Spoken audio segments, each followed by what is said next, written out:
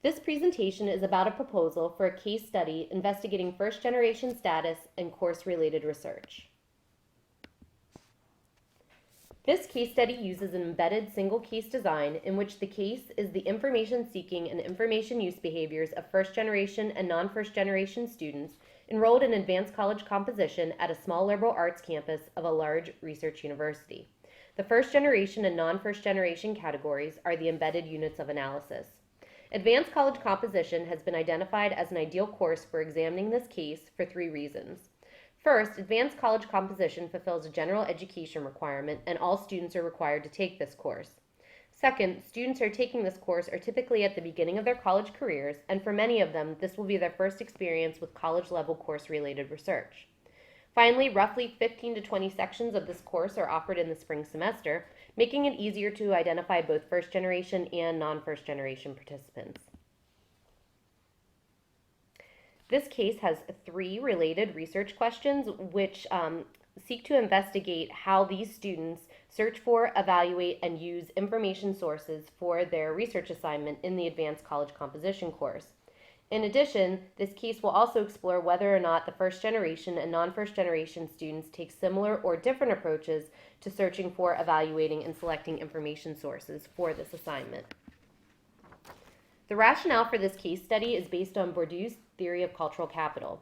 Cultural capital includes implicit and explicit knowledge, as well as cultural tastes and symbols, which confer an elevated social status.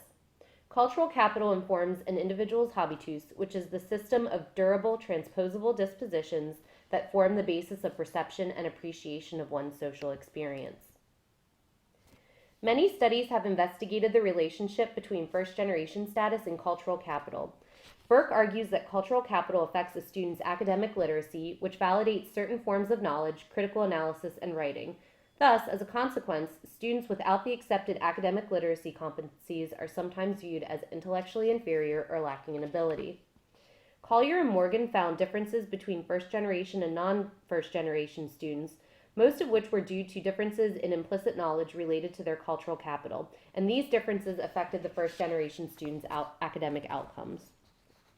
Tsai found that first-generation students use fewer information sources, particularly human sources like professors, librarians, parents, or peers, than non-first-generation students.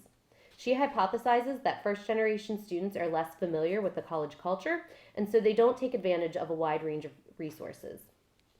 Despite Tsai's study, the intersection of first-generation students, information literacy, and course-related research is an area that has been insufficiently examined. While a handful of additional studies have investigated this topic and are helpful in framing how we might begin to think about first-generation students and their college course-related research experiences, they lack a theoretical foundation, are not rigorous, and raise more questions than they answer. Now I'll move to some of the logistics of the case study proposal. On the screen are the selection criteria for participants. The rationale for these selection criteria is to be able to isolate potential differences between the students' experiences based on first-generation status, rather than contending with potential confounding factors such as transfer status or instructor requirements. Having said that, the attempt to isolate the potential effects of first-generation status in this case study is not being used in the same way as statistical controls. Any differences found between the 2 categories of students could exist based on reasons other than first-generation status. However, this isolation is an attempt to discover plausible explanations based on first-generation status for any differences discovered between the student participants. On the screen are the different methods of data collection that will be used in this case study.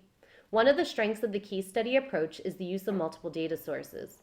This case study will primarily collect qualitative data, and interviews will be the primary method of data collection. Each participant will be interviewed 3 times, with each of the 3 interviews lasting approximately 45 to 60 minutes.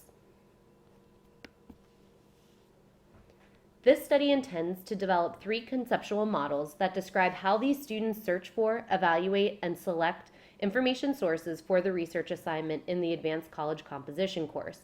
One for all students, one for first-generation students, and one for non-first-generation students.